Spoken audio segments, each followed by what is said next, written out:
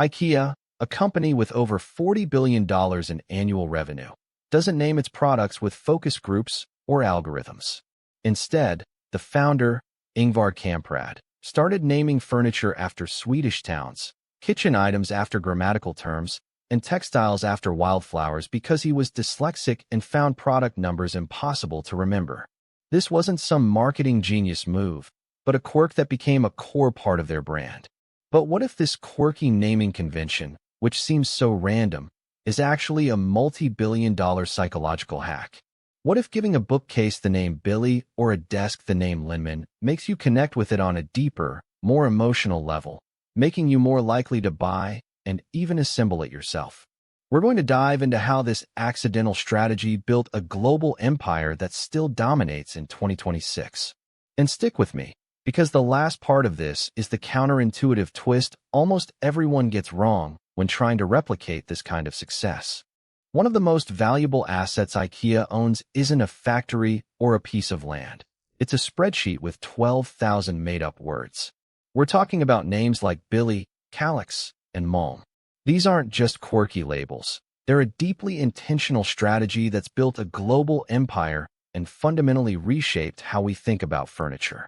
In a world obsessed with SEO and keyword optimization, IKEA goes completely against the grain. While other brands are battling for search rankings with descriptive product names, IKEA embraces a totally unique vocabulary. And it works. This isn't just about brand recognition. It's a subtle psychological hack that makes us more likely to buy, assemble, and ultimately love their products. From the 1940s, when founder Ingvar Kamprad first started naming products after Swedish towns and personal names, this system has been a cornerstone of their growth.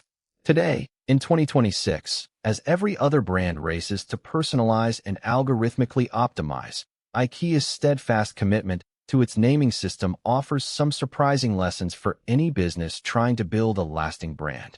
The question is, how does this counterintuitive approach actually drive customer behavior, and why is it more relevant now than ever?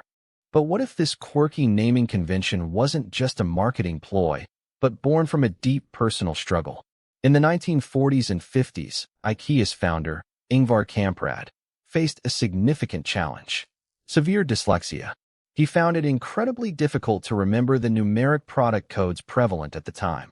Think 10-345-07 for a particular bookshelf, or 22-891-14 for a specific fabric roll, especially across a rapidly growing catalog that was expanding into hundreds of distinct items by the mid-1950s. For Kamprad, these abstract strings of numbers weren't just forgettable. They were a constant source of frustration and error.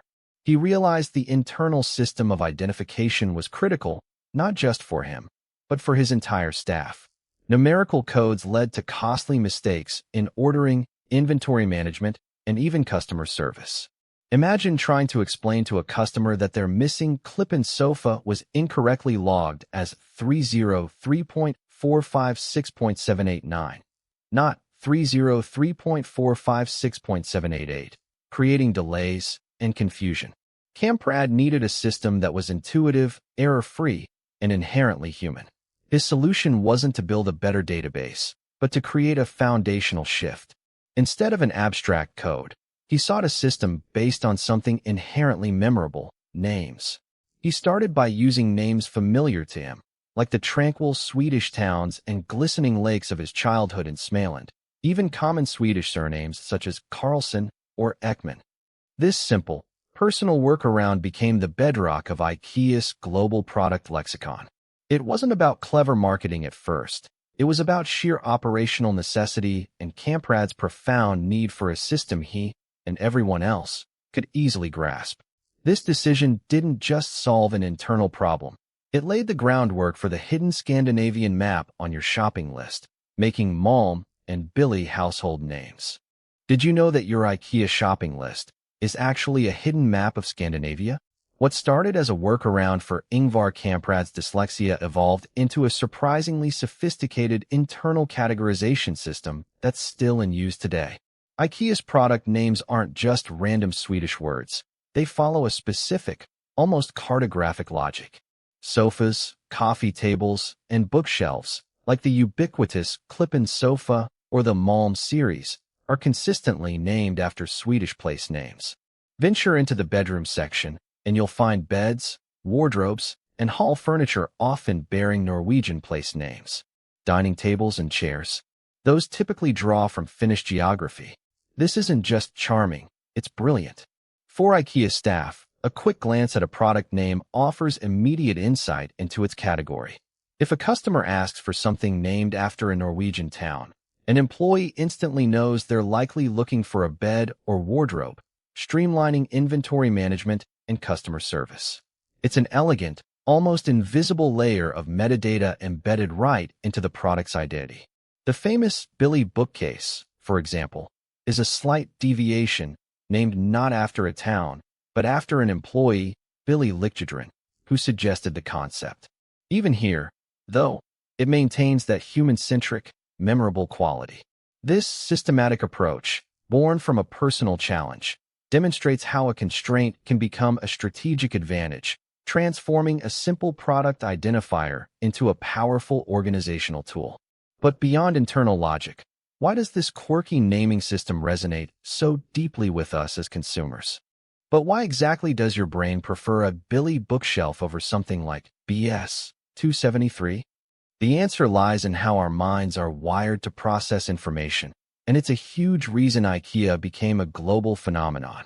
Psychologically, real word names, even if foreign, drastically reduce cognitive load compared to alphanumeric codes.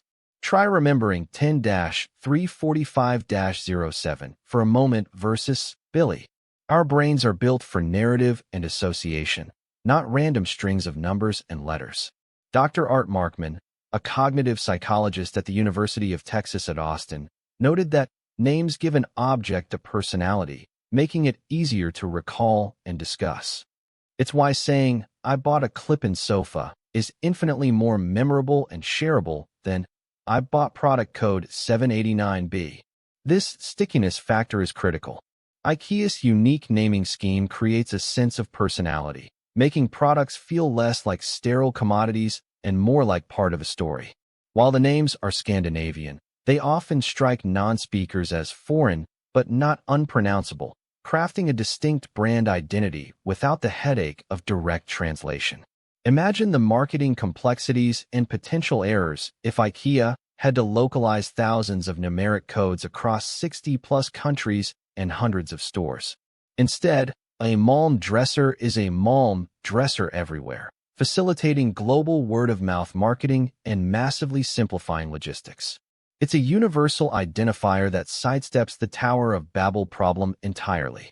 This seemingly simple naming convention isn't just a convenience. It's a strategic advantage that unlocks billions. So, how did this personal quirk translate into an unseen competitive moat that crushed competitors? How did something as seemingly trivial as a product name contribute to IKEA's over $44 billion in annual revenue, while its competitors struggled? What we've been discussing isn't just an interesting quirk. It's a fundamental competitive advantage, a masterclass in brand differentiation. Traditional furniture companies, like a modern sofa Model 3 from Ashley Furniture or a classic dining table SKU 412 from La-Z-Boy, relied on forgettable alphanumeric codes or generic descriptors. This created a huge cognitive burden for customers trying to recall or recommend items, and significant operational headaches internally for inventory management. IKEA's unique, often whimsical, names became mini marketing campaigns in themselves. Instead of spending millions on descriptive ad copy, trying to differentiate a contemporary leather recliner, IKEA could simply say POA with Diary SNG. This dramatically reduced marketing costs, freeing up budget for other initiatives, and instantly made products recognizable, whether in a 2023 catalog or on a store display in Berlin. This clarity extends deep into their operations too. Imagine the difference in error rates for warehouse staff picking items, for instance, between Billy Bookshelf and BS 273, a reduction in mispicks that saves thousands of hours annually. It simplifies assembly instructions for millions of customers worldwide and streamlines customer service inquiries, I need a replacement part for my Hemnes chest of drawers versus I need a part for Unit CD 589M. These aren't just minor improvements. They're efficiencies that save immense costs across IKEA's global supply chain. This consistent, globally understood naming strategy helped CEO Jesper Broden scale the brand across 60 countries and over 480 stores, fostering a unified brand image that competitors, with their fragmented naming conventions, could never hope to replicate. It's a secret weapon built right into their brand identity. But this isn't the only future-proof secret weapon IKEA possesses, one that no one else can steal. So, what's IKEA's ultimate secret weapon? The one that makes its $44 billion empire practically unassailable, even in 2026? While competitors could try to slap Scandinavian-sounding names on their products, they could never replicate the deep, almost uncopyable authenticity and systematic genius of IKEA's naming convention. This isn't just about using Swedish words. It's about a system born from Ingvar Kamprad's own dyslexia and meticulously integrated into the company's Scandinavian DNA. Think about it. A competitor launching a BGRKSDA armchair might sound similar, but it lacks the genuine geographic and cultural map that gives IKEA's product names their resonance. Ashley Furniture isn't going to suddenly start naming its sofas after small Swedish towns or lakes without it feeling forced and inauthentic. This strategy gives IKEA an endless, renewable supply of unique identifiers. As the company expands globally and introduces thousands of new products each year, they're not going to run out of distinct names when they can draw from the entire map of Sweden for inspiration. They're not stuck with arbitrary alphanumeric codes or generic descriptors that get lost in the noise. In an increasingly digital and globalized market, where brand connection is everything, these memorable, human names cut through the digital clutter and establish stronger emotional bonds than ever before. This quirk, born from Kamprad's personal challenge, isn't just clever, it's a foundational, competitive moat.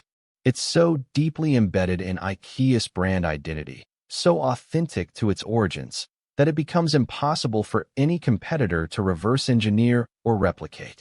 And that, ultimately, is why IKEA's dominance will likely continue for decades to come.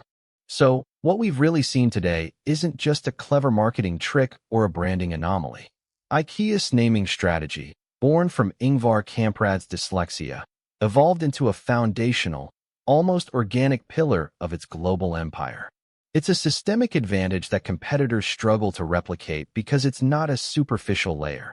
It's deeply woven into the fabric of the brand, making products memorable, reducing cognitive load, and forging a unique, almost personal connection with its customers. This isn't just about selling furniture.